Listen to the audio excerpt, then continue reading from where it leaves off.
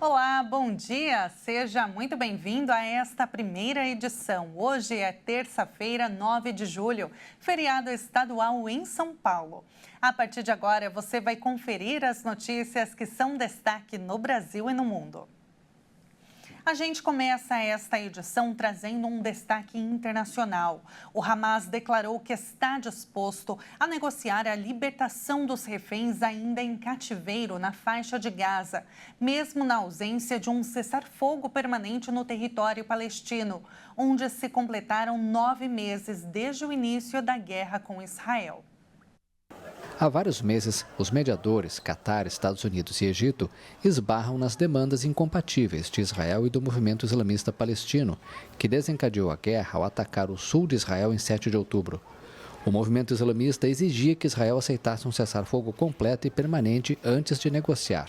Mas esse ponto já foi superado, disse neste domingo um representante do alto escalão do grupo à agência France Presse, sob condição de anonimato. Os mediadores se comprometeram a manter um cessar-fogo vigente enquanto as negociações, que ainda não começaram, estiverem em andamento, acrescentou. Israel vai enviar uma delegação nos próximos dias a Doha para conversar com os mediadores catarianos.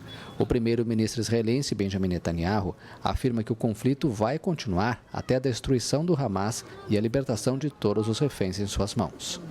Os extratos bancários estão de cara nova e passaram a ter nomes padronizados para facilitar a compreensão dos clientes. A mudança ela abrange, a princípio, as denominações das operações de saque e depósito. A partir de agora, os extratos bancários vão ter nomenclaturas padronizadas. Segundo a Federação Brasileira de Bancos, o objetivo é facilitar a compreensão pelos clientes, principalmente aqueles que possuem ou precisam acessar contas bancárias de mais de uma instituição. O extrato bancário é o documento disponibilizado pelas instituições financeiras e que resume as transações realizadas pelo cliente em sua conta bancária. Nesse primeiro momento, a mudança inclui apenas as denominações existentes para operações de saque e depósito. Depois, a estimativa é que a padronização se expanda para outras operações financeiras. A iniciativa pretende universalizar as informações e ampliar o acesso da população aos serviços bancários. A medida prevê tornar as informações mais acessíveis e de fácil compreensão. Atualmente, os bancos usam mais de 4.000 tipos de nomenclaturas diferentes em suas operações, o que pode gerar diferenças entre os bancos para um mesmo tipo de operação financeira. Entre os termos que aparecem nos extratos bancários estão o depósito de dinheiro em espécie no correspondente bancário, depósito em cheque nos caixas eletrônicos e saque de dinheiro em espécie no caixa convencional dentro da agência com cartão da conta. Pela nova nomenclatura, operações como o depósito de cheque no ATM, seja o famoso caixa eletrônico da agência, passam a ser descritas no extrato sob a sigla DEP-Cheque ATM. E olha só esse dado, faltam 6 milhões de domicílios no Brasil. O número foi apresentado pela Secretaria Nacional de Habitação do Ministério das Cidades. O Brasil tem um déficit habitacional de 8,3% do total de domicílios ocupados no país. Em números absolutos, o indicador cresceu 4,2% em comparação com 2019, segundo dados de 2022 divulgados pela Fundação João Pinheiro neste ano. O problema predomina nas famílias com renda de até 2 salários mínimos, chefiados por mulheres e pessoas pretas ou pardas. O indicador aponta para a necessidade de substituição ou construção de habitações devido à grande precariedade de domicílios, o que inclui os improvisados, onde geralmente não é possível distinguir cômodos e faltam serviços básicos, como água, energia elétrica e saneamento. No topo da lista dos estados com maior déficit habitacional em números absolutos aparecem São Paulo e Minas Gerais, seguidos do Rio de Janeiro, Bahia, Pará, Maranhão, Paraná, Rio Grande do Sul, Ceará e Pernambuco. No Brasil, a situação que mais contribui para o problema da habitação é o aluguel, responsável por mais de 50% do total de moradias em falta. As famílias gastam mais de 30% da sua renda com aluguel. O problema predomina nas regiões Sul, Sudeste e Centro-Oeste. Já no quesito inadequação de moradia, os estados de São Paulo e Rio de Janeiro aparecem com mais domicílios inadequados. Já a habitação precária é mais presente em alguns estados do Norte e do Nordeste, enquanto no Amazonas, a situação de várias pessoas dividindo a mesma moradia, os chamados de coabitação, é o componente mais expressivo. Os dados demonstram a importância de investimento em políticas habitacionais e, segundo os especialistas, o Brasil precisaria investir pelo menos 2 trilhões de reais para resolver o problema de moradias em 10 anos. O estudo teve como base a Pesquisa Nacional por Amostra de Domicílios Contínua do IBGE e o Cadastro Único para Programas Sociais. E, lamentavelmente, as notícias sobre roubo ou clonagem de celulares nem espantam mais. Mas, diante desse mercado ilegal que tira o sono de quem sabe que vários aplicativos, como os de bancos e cartões de crédito, ficaram nas mãos de bandidos, é preciso sempre dar atenção às dicas sobre como aumentar a segurança dos aparelhos e como blindá-los. Vamos ver. Segundo os dados mais recentes do Instituto Brasileiro de Geografia e Estatística, mais de 160 milhões de pessoas possuem aparelho de telefone celular para uso pessoal no país. O número representa 86% da população com 10 anos ou mais. A grande quantidade de celulares circulando traz outra preocupação: os roubos. Só nos primeiros meses deste ano, a cidade de São Paulo registrou mais de 42 mil furtos e roubos desse tipo, e os prejuízos para as pessoas vão muito além do valor do aparelho. Ter o smartphone levado pode significar sequestro de contas na internet, tentativa de golpes a familiares e invasão de contas bancárias. Por esse motivo, grandes empresas como Google e Apple têm lançado recursos para reforçar a segurança dos celulares. No fim do ano passado, o governo federal lançou o aplicativo Celular Seguro, onde o cidadão pode avisar bancos e operadoras sobre o crime e tomar providências de forma rápida. Mesmo com pouco tempo de funcionamento, o projeto já ultrapassou a marca de 2 milhões de cadastros de usuários e chegou à marca de 60 mil bloqueios referentes à perda, roubo ou furtos desses aparelhos. Para cadastrar o smartphone é preciso baixar o aplicativo, entrar com os dados da plataforma federal gov.br e inserir informações dos dispositivos, linhas telefônicas e contatos de confiança. Caso ocorra o crime, a pessoa deve prestar queixa no próprio aplicativo.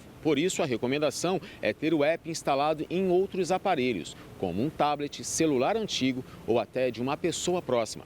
Também é possível acessar a versão web através de computadores e notebooks. Outra dica de proteção é sempre anotar o e-mail do telefone. A sigla, traduzida ao português, significa Identidade Internacional de Equipamentos Móveis e é como se fosse o CPF de cada celular, com um conjunto de 16 números únicos para cada aparelho no mundo. Com esse número de identificação, é possível desativar remotamente a linha, além de ser obrigatório repassar no momento do boletim de ocorrência. É por esse número que a polícia pode devolver o aparelho ao dono, caso seja recuperado. Além disso, outra recomendação importante é ativar todas as formas de biometria do smartphone. Isso inclui leitores digitais e de rosto. A funcionalidade cria mais camadas de segurança no aparelho e é uma forma de provar a identidade do dono do celular. Nos próximos meses, outros recursos devem ser lançados pelas empresas, como o modo ladrão. Nele, a inteligência artificial irá identificar qualquer mudança de movimento brusca no aparelho, seguida de um padrão de velocidade, para logo depois bloquear a tela. Essa função se torna útil em furtos e assaltos praticados pelo grupo Gangue da Bike, que passam de bicicleta e roubam celulares de pessoas na calçada. E caminhar pelo menos cerca de 7 mil passos por dia ajuda a reduzir os sintomas da asma. A conclusão está em um estudo realizado pela USP, a Universidade de São Paulo, em conjunto com a Universidade Estadual de Londrina, no Paraná. O estudo sugere que as recomendações médicas e as políticas públicas concentrem esforços no incentivo ao aumento da prática de atividade física, em vez de focar na redução de períodos de sedentarismo. Os pesquisadores analisaram dados de 426 pessoas das cidades de São Paulo e Londrina, no Paraná, com asma moderada a grave. Os participantes foram divididos em 4 grupos. Mais especificamente, quem caminhava pelo menos 7.500 passos durante o dia apresentou melhores pontuações na avaliação de controle clínico da doença, mesmo com comportamento sedentário. O tempo ocioso e a obesidade não apresentaram correlação com a redução de sintomas. Verificou-se também que isso não dependia de medicação e função pulmonar. Embora a prática de atividade física por pessoas com asma já seja recomendada por profissionais da saúde. Mas o tema ainda é visto com receio por parte da população, porque as pessoas com o problema sofrem a contração dos músculos das vias aéreas durante as crises de asma. Outra recomendação importante, de acordo com a pesquisa, é que os profissionais de saúde passem a adotar um olhar mais direcionado para os sintomas de ansiedade, como estratégia de controlar a asma. Pelo menos um pet já morou ou ainda mora na casa de quase todos os brasileiros. E, segundo um levantamento, quase metade foi adotado. Atualmente, no Brasil, 7 em cada 10 brasileiros contam com a presença de pelo menos um animal de estimação em casa para chamar de seu. De acordo com dados divulgados em uma pesquisa feita pela Quaest em parceria com a Pet Love, metade desses animais foram conectados com seus tutores através da adoção. Correspondendo à outra metade, 28% dos pets foram dados como presente e os outros 22% por compra. Também foi apontado na pesquisa que a maioria dos pets encontrados em lares brasileiros, tanto cães quanto gatos, não possuem raça definida. São os famosos vira-latas. Para quase 100% dos tutores que participaram do estudo, os animais domésticos fazem parte da família, trazem felicidade, segurança e podem oferecer apoio emocional. E veja a seguir, ranking das 15 maiores torcidas da internet foi divulgado. Será que a sua está na lista? Veja todos os detalhes daqui a pouco. Voltamos já já.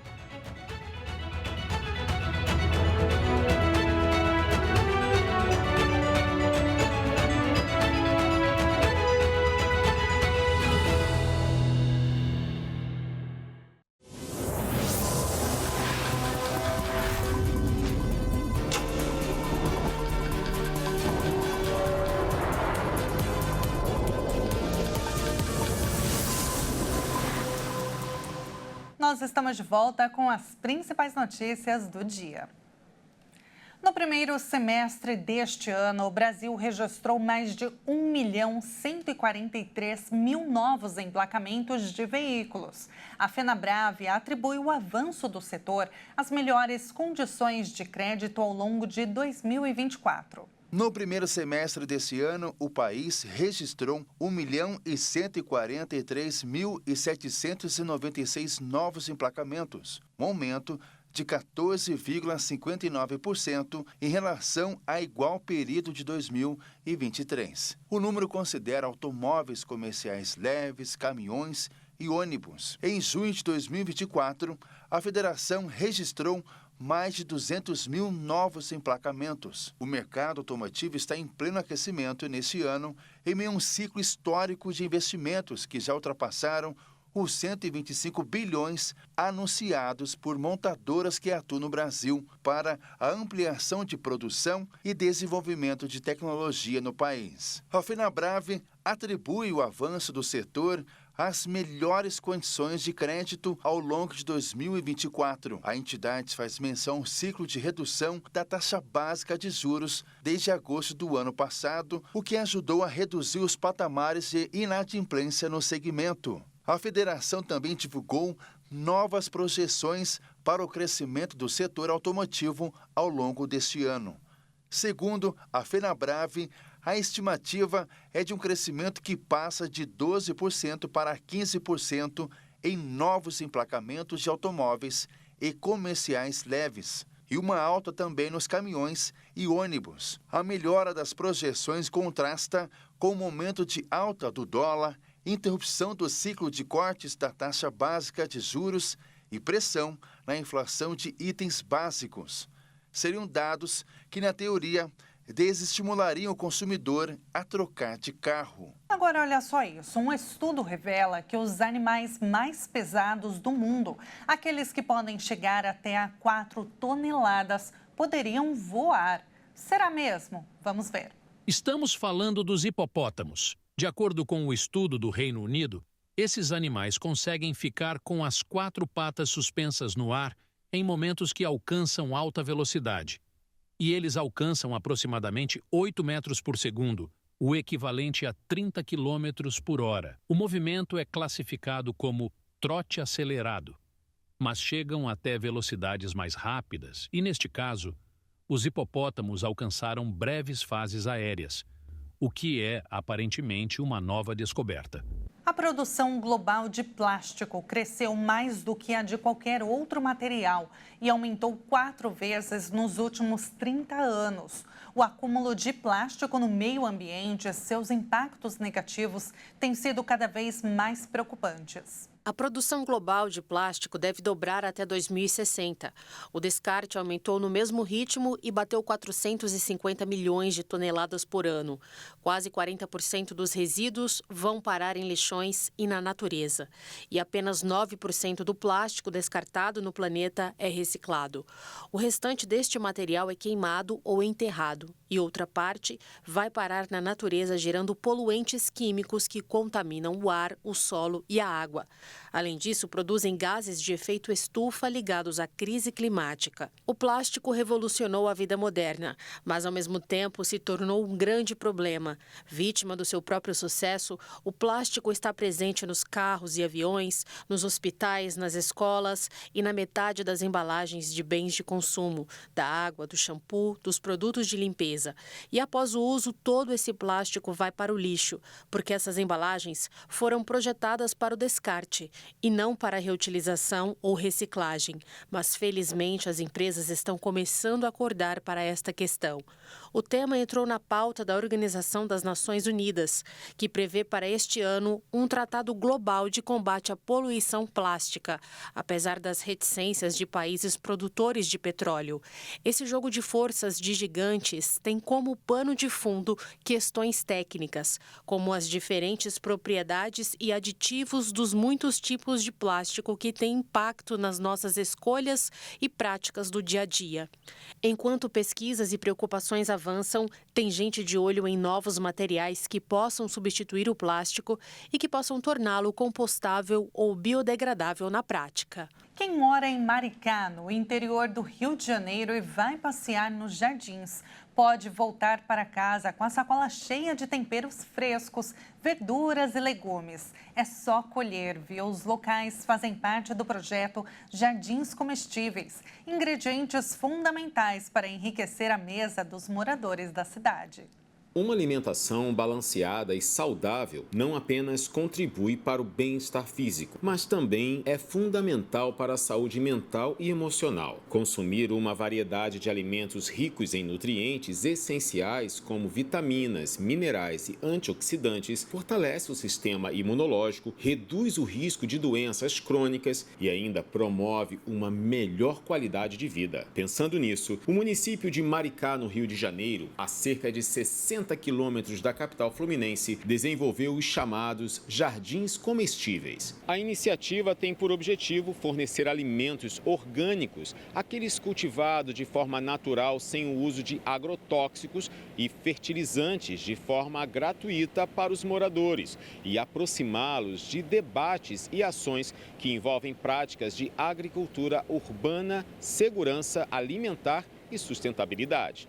Ao todo, fazem parte do projeto 2 praças, 5 hortas urbanas e uma fazenda municipal. A primeira foi inaugurada em 2020 e inspirada em um aeroporto desativado na Alemanha, que virou uma área de plantio. Segundo a Secretaria de Agricultura, Pecuária, Pesca e Abastecimento de Maricá, as colheitas ocorrem em média 2 vezes por mês, às sextas-feiras, e somam 15 toneladas por ano. Entre os 280 itens produzidos, podem ser levados levados para casa alface, rúcula, rabanete, chicória, couve, aipim, entre outros legumes e verduras. Também é possível pegar mudas de sementes e participar de oficinas que ensinam a criar e manter a horta. Os moradores ficam sabendo o que será colhido e distribuído. Entretanto, como a riqueza não é infinita, a prefeitura afirma que é preciso projetar a cidade para além do petróleo, aliando desenvolvimento social, econômico,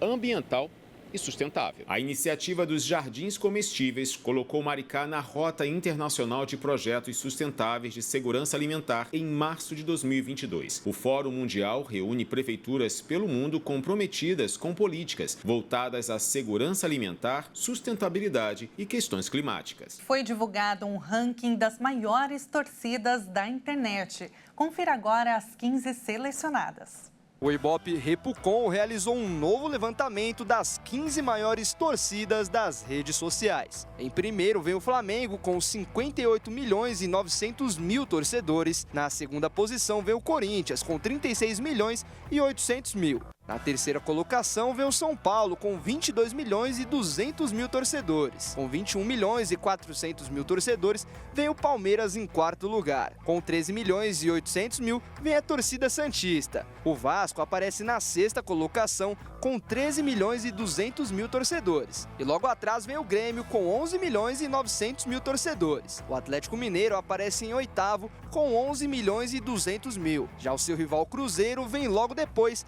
com pouco mais de 10 milhões de torcedores. Com 9 milhões e 100 mil vem a torcida do Fluminense, que está na 10ª posição. Na 11ª vem o Inter com 7 milhões e 800 mil torcedores. Logo atrás, com 6 milhões e 100 mil torcedores, está a torcida da Chapecoense. Na 13ª posição vem o vice-líder do Brasileirão, o Botafogo, com 5 milhões e 700 mil torcedores. Em 14º vem o Sport de Recife, com 5 milhões e 200 mil. E para fechar o ranking, vem o Bahia de Rogério Ceni, com 5 milhões de torcedores. Muito bacana, né? E olha só, terra da sétima arte, todos imaginamos Los Angeles como o centro das estrelas. Seja no cinema ou outras formas de arte, como música e fotografia também. Vamos conhecer então agora a cidade californiana. Los Angeles é uma cidade ao sul da Califórnia, onde a arte passa pelo ar.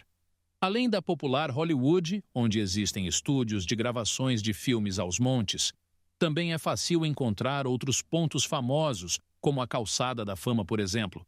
Além do cinema, a cidade está repleta de artigos musicais, teatros e diversas formas de arte contemporânea. Não é à toa que a conhecem como Cidade dos Famosos. E com a ajuda da tecnologia, vamos para lá neste momento. Nós vamos agora para a Praia Venice, uma praia à beira de Los Angeles, pronta para começar a receber os visitantes nesse comecinho de dia, porque por lá são 7 horas da manhã e o sol ainda está surgindo no céu e com ele muitas pessoas vão fazer as suas atividades. Ao longo do calçadão, há artistas de rua, artesãos locais vendendo seus artigos, tem quadros, lembranças e joias originais expostos. E quem passa por lá fica realmente maravilhado com o local. E tem muita gente que pratica as atividades físicas nesse comecinho de manhã, skatistas, olha, é realmente um local que chama as pessoas para fazerem exercícios físicos. Realmente as imagens são belíssimas e com essas imagens nós encerramos esta edição.